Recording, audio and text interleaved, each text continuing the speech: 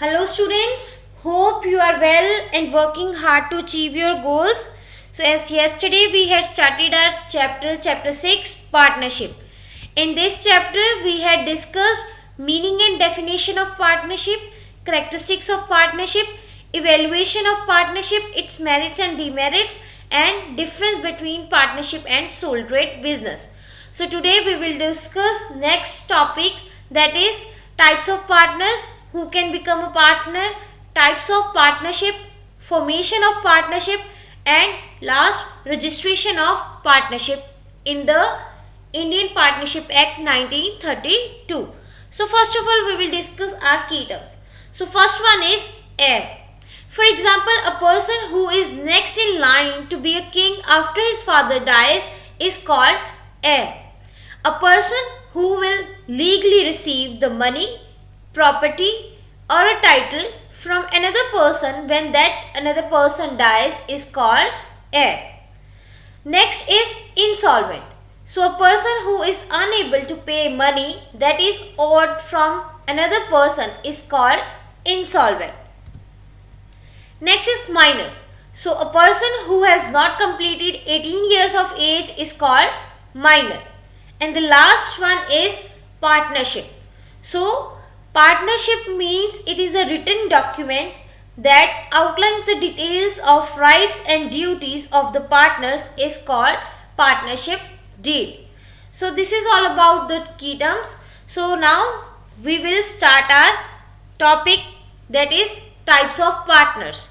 So there are 8 types of partners. First one is sleeping partner, nominal partner, secret partner, partners in profits only, partners by estoppel, partners by holding out, minor as a partner, and last active partners.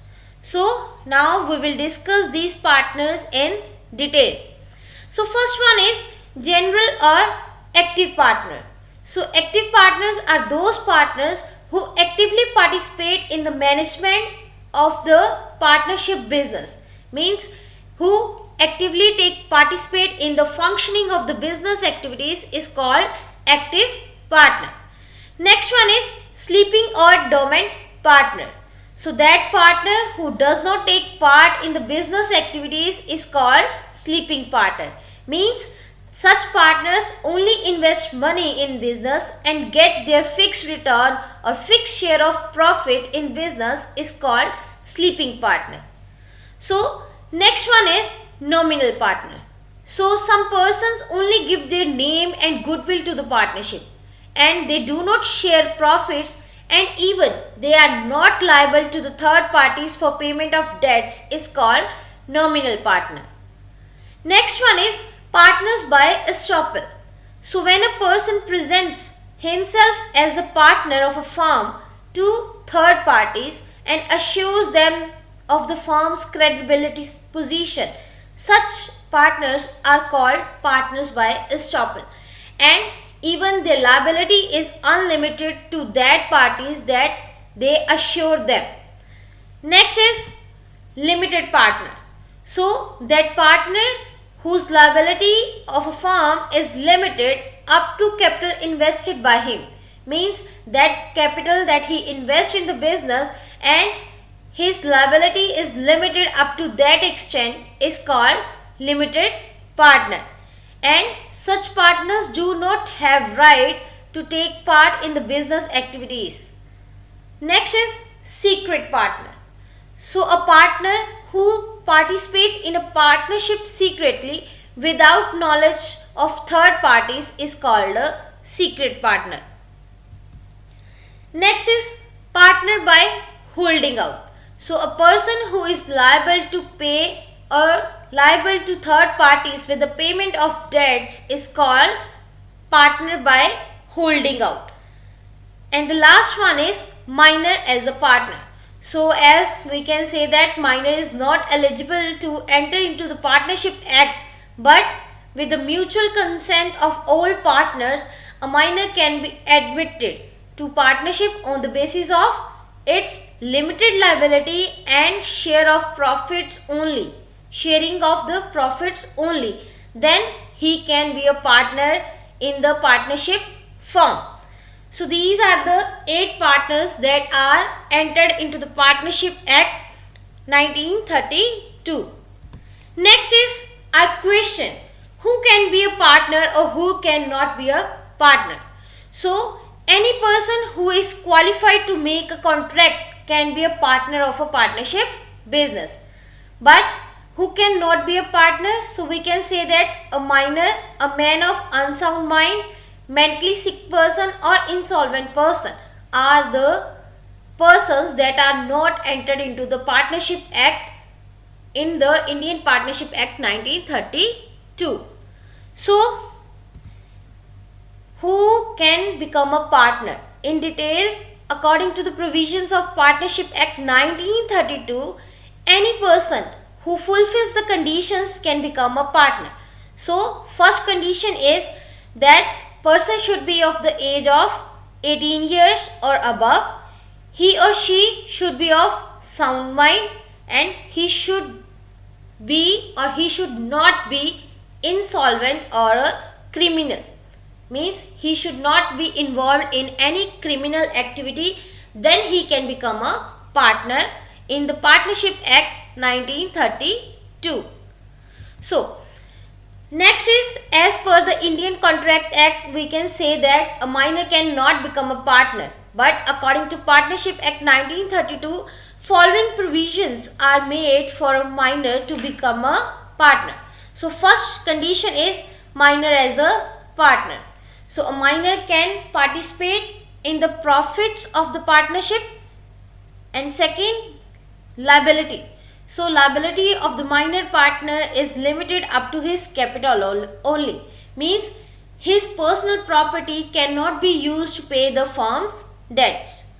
Next is limited liability of a minor partner. Means he has a rights. So first one is right to get a certain profit. Means a minor has a right to get a definite share fixed by other partners at the time of his admission to a partnership. Next is right to inspect books. So a minor has a right to see, inspect or copy the account books of the firm. Next is no right to use. So a minor partner does not have a right to use partnership or any partner in the Partnership Act 1932. So these are the conditions that are to be fulfilled when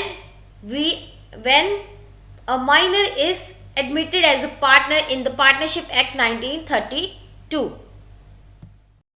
So now next topic is types of partnership.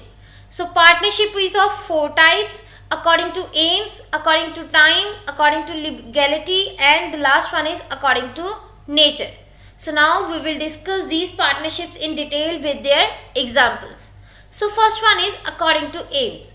As first one is partnership at will. So when a partnership is made for an indefinite period with a view to establish a business, and that is why it is called partnership at will. Next is particular partnership. For example, a partnership for construction of a building, a partnership for producing a movie. Means a partnership which is established to perform some specific object and is ended when the object is completed is called particular partnership. Means it has a specific object and then it is ended when that object is completed. Next is according to time. So first one is fixed term partnership. For example, if a partnership is established on 1st January 2015 for 1 year, then it will automatically dissolve on 31st December 2016 for a 1 term period. Means it has a fixed term period or a fixed period and automatically comes to an end when that period expires is called fixed term partnership. Next is continuing partnership. So in this kind of a partnership, there is a no specific time period that is determined. Next is according to legality. So first one is legal partnership. Means when all the rules and the regulations of the Partnership Act 1932 are followed, then it is called the legal partnership. Second is the illegal partnership. So in illegal partnership, when the laws are not followed properly, for example, number of partners is less than 2 or more than 20, or it admits the partner as an insolvent or criminal, then it is called as illegal partnership. Next is partnership according to nature. So first one is general partnership. So such partnership which holds all the characteristics of the partnership that we had discussed before are called general partnership. For example, characteristics like profit motive, unlimited liability, mutual agency, these are some characteristics that are to be held in general partnership. Next is limited partnership. So in this, the liability of at least one person is limited. Means the liability of at least one partner is limited, then it is called as limited partnership, and its registration is compulsory, then it is formed as limited partnership. Next one is formation of partnership. So as we had discussed before, that partnership is a result of an agreement which can be a oral or written, but to avoid future disputes between the partners and for a smooth functioning of a partnership, it is compulsory that to maintain a partnership agreement, and it should be in a writing. So in this, there comes a partnership deed, means where the partners enter into a written agreement on a stamped paper. The document so produced is called as deed of partnership, and it comes into the act, that is the Indian Partnership Act 1932. So next is contents of partnership deed. There comes a various points that has to be fulfilled in the partnership deed. So first one is name and address of firm. For example, Maruti Suzuki. There is a specific term or specific name is used, and the name is established with the consent of the partners is included in the name and contents of the partnership deed. So next our topic is formation of partnership. So as we had discussed before, that partnership is the result of an agreement between two or more partners, and which can be oral or written. So to avoid future disputes between the partners and for the smooth functioning of the partnership, it is desirable that the important terms and conditions of the partnership agreement should be in writing. So when the partners enter into the written agreement on a stamped paper, the document so produced is called deed of partnership. So next is the contents of the partnership deed. So first one is name and address of firm.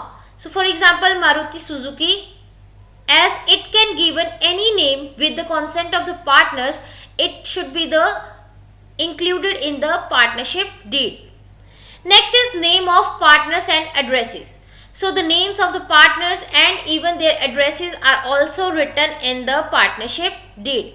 Next is nature and scope of business activities. So what type of activities should be undertaken in the partnership? It should be provided, or it should be specified in the partnership deed. Next is amount of capital invested. For example, 10 crore or 20 crore. So the amount of capital invested should be included in the partnership deed. Next is terms of partnership. Means the term of partnership should also be written. For example, 1st January 2005 to 31st December 2020. So its time period should be written in the partnership deed. Next is loan to firm by partners. So if loans are taken from partners, then rate of interest, its system of payments are also written in the partnership deed. Next is rights and duties of partners. So each and every partner has rights and duties, and that are specified in the partnership deed. Next is drawings of partners. So whether a partner will be allowed to draw money from his personal deeds or not, these such aspects should be mentioned in the partnership deed in detail. Next is division of work among partners. So every person or every partner has a right to attend the work of partnership, but that work is divided by the mutual consent and according to their capabilities, and it should be specified in the partnership deed. Next is according or accounting procedures. So which partner will maintain the accounting books and what system is to be followed should be written in the partnership deed in detail.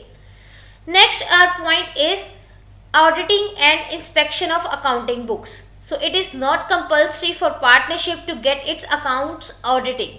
But if the partners desire, then it should be mentioned in deed that what type of auditing and inspection is done and in which time period it should be undertaken.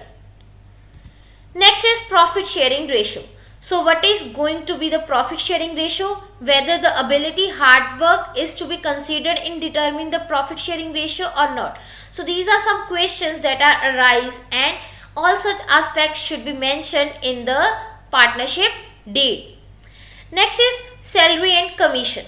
So no partner has a right to get salary or commission in the Indian Partnership Act 1932. But if they provide a salary or commission to any partner, then it should be mentioned in the partnership deed, and the name of the partner and the salary that is given also should be mentioned in partnership deed. Next is interest on capital and drawings. So whether any interest is charged or given on capital or drawings of the partners and what should be the rate of interest. All these aspects should be mentioned in the partnership deed in detail. Next is admission and retirement of a partner.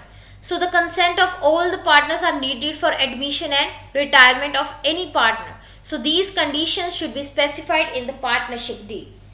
Next is goodwill of the business. So the method of goodwill that is to be valued or that should be calculated is also mentioned in the partnership deed. Next is expulsion of a partner.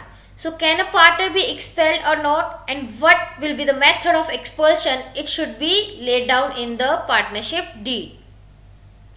Next is effect of opposing the partnership rules. So if a partner knowingly breaks the rules, what action should be taken against him? It should be mentioned in the partnership deed in detail. Next is death of a partner. So if a partner dies, will it end the life of partnership or not? How his legal heir will be chosen? So all these aspects should be mentioned in the partnership deed. Next is dissolution of firm. So the modes or procedure of dissolution should be mentioned in the partnership deed. And the last one is arbitration. So in the event of conflict in the partnership, what will be the procedure of arbitration and compensation? All such aspects should be mentioned in the partnership deed in detail so that there is no conflicts arise in future. So the last topic is registration of partnership. So according to the Partnership Act 1932, it is not compulsory to get a firm registered, but an unregistered firm remains deprived of some special rights. So therefore, it is beneficial to get a firm registered. So in the registration, our first point is procedure of registration. So an application in a prescribed performa with a prescribed fee stamps is submitted in the office of registrar of firms. So it contains the following details like name of the firm, location of business, name and addresses of the partners, date of admission of partners, and terms of duration of the partnership firm. Next, the application contains the signature of all the partners, and changes in above details should be informed and updated time to time in the registration office. And the last is the firm should deposit some fees with the registrar of firms, and then the registration is completed. Next is effects of non-registration. So if a firm is not registered, it fails to get the following benefits like firm cannot sue the third parties, no partner can sue other partners, and no partner can sue the firm. so the other parties can sue the firm for their rights. Next is rights not affected by non-registration. Like any person can seek accounts, no effect on the partner's rights and no effect on the auction of the property. So these are some rights that are not affected by the registration or non-registration. But some factors that are affected, that is in the, like firm can not sue the third parties or other partners or the firm in the partnership business. Next is registration benefits. So a firm can sue the third parties. It helps in settlement of accounts in case of death of a partner, and even outside parties can easily get information regarding the firm when the registration is done of the firm. And next, it helps to solve the conflicts of the firm that is arising during time. Next, the new partner can get necessary information if he needed so. And the last, the firm and its partners is liable to pay the debts to the third parties. So these are some advantages that have when the firm is registered. So this is all about today's topic. So now you have to write the question answers. So first one is, how is a partnership formed? Discuss the main contents of partnership deed. Next, explain the procedure for registration of partnership firms. What are the consequences of non-registration? Last question is, explain the types of partners and the kinds of partnership in the Indian Partnership Act 1932. So go through the various links and get better answer for these questions.